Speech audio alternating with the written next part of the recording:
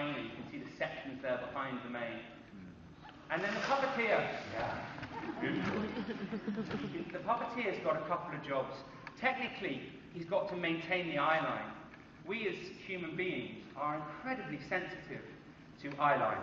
We know exactly where someone's looking if they're talking to you. We know if they're looking you in the eye, if they're glancing at something else, if they're looking at some part of your body. And so we do the same thing with animals. And what we sense the animal looking at starts to tell us about where his attention is, what he's thinking about.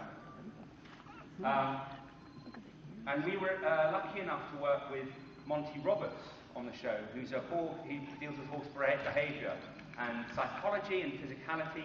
And one of the things that we learned very early from Monty is that horses don't enjoy being looked at straight on, because we have eyes facing forward in our head, like predatory animals. So if I start to look at him front on like this, it starts to make him uncomfortable. But if I turn away, then he starts to feel much more comfortable with my presence.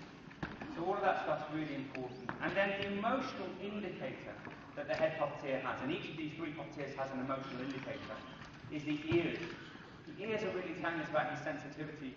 And again, they're even more important than their eyes. The ears are sort of like radar. They're showing us where his attention is. So if I do this,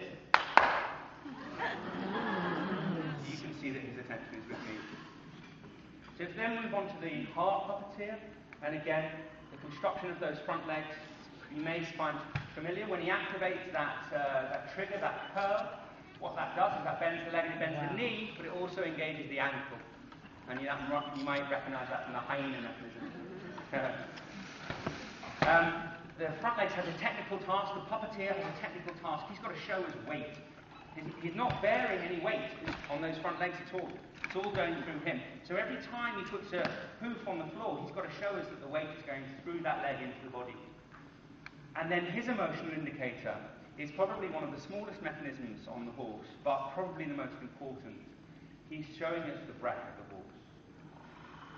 The horse is, we are seeing that the horse is alive, and that's telling us about the physical state of the horse, whether he is a bit tense and anxious, so the breath is light and fast, whether he's exhausted and it's low and raggedy, or whether he's angry and it might be snorting. But apart from just showing us that, breath is really at the heart of Ahmanson's philosophy about puppetry. Basil is fond of reminding me, what's the difference between an actor and a puppet on stage?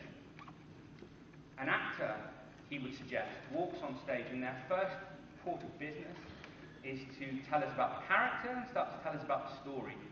A puppet walks on stage and the puppet's first point of business is to be alive, because it has the possibility not to be alive. And the breath shows us that he's alive. If the guys jump out, our puppeteers jump out of the horse right now, it would collapse and die. So it's constantly, the puppet is struggling to exist, to be alive on stage.